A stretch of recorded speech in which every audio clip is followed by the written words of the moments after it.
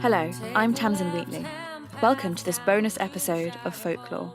I wanted to share with you this email I received from one of my listeners. Hi Tamsin, love the show and have a story you might find interesting. I was at my friend Nate's house with him and his girlfriend Bex. We were drinking away, just chilling in the living room when she goes to bed at some point. Nate and I decide to hang out some more and continue drinking. A little while later we hear a bang, like something hitting metal. I imagined it was like someone hitting a wrench against a pipe. We stop talking, keep our ears peeled. Nothing. No other sound.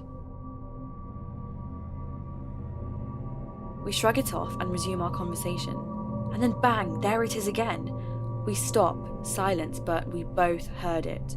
We get up and look around the living room. We try to justify it, saying maybe something fell over or it was the neighbours. Maybe we're just fooling ourselves. It wasn't muffled enough to be from the neighbours. It had to have been from within the house, and it wasn't from the living room. As we're about to give up, bang, it happens again. This time, in the silence, we call out, a simple hello. There's no response, but we get more banging. It's continuous now. If someone was casually tapping a pipe before, they're frantically beating it now. We realise it's coming from the kitchen, so we rush in. We start following the sound. It seems to be coming from the oven. Nate tells me to have a look, but I remind him it's his house, so it's his problem. He clarifies it's actually Bex's house, so being the equal opportunist that he is, he runs up the stairs to wake Bex.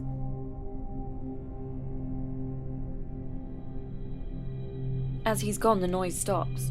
He comes back down with the dishevelled looking Bex. The bed hair is crazy, and if looks could kill, we'd be dead where we stood. He's explaining the noise while she's silently judging us. She eventually decides that we're playing some joke on her and starts to make her way back upstairs. The banging starts again. The sound wakes her right up. I've never seen anyone move as fast as she did, jumping back down those stairs. It's continuous again, perhaps more panicked than before. Without thinking, Bex dives down the side of the oven and starts reaching behind it. Suddenly the banging stops.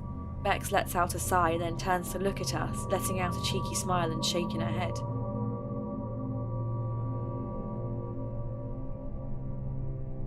It was a mouse, trapped on one of those humane glue traps. As it had been trying to free itself, the plastic base had been banging against the metal of the oven, causing the loud bang. I guess things aren't always what they seem. P.S. As the disposal instructions on the trap were to put it inside box and flatten box, we decided not to do that. I had an old hamster cage, so I went and got it as they freed the mouse from the glue. We caged it up and took it to a park area the next day and let it out into the wild. So no mice were hurt in the making of this tale. Hope you enjoyed my story. Kind regards, Mike.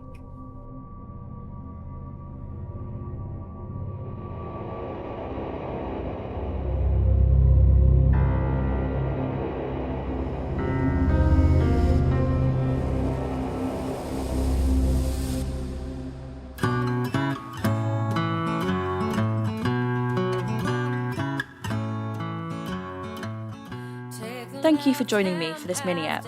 Remember, main episodes are released every other Saturday. To get in touch and share your thoughts, please search @folklore_pod on Twitter, or find us on the official Folklore Twitter and Facebook pages.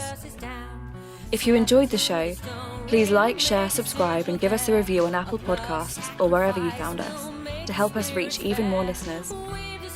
You can also join in the discussion over on our official Folklore Facebook group, or you can support Folklore and help make magic happen over on Patreon, and in exchange, you'll get access to all kinds of exclusive content, including some behind-the-scenes snippets, bonus stories, and extra interviews.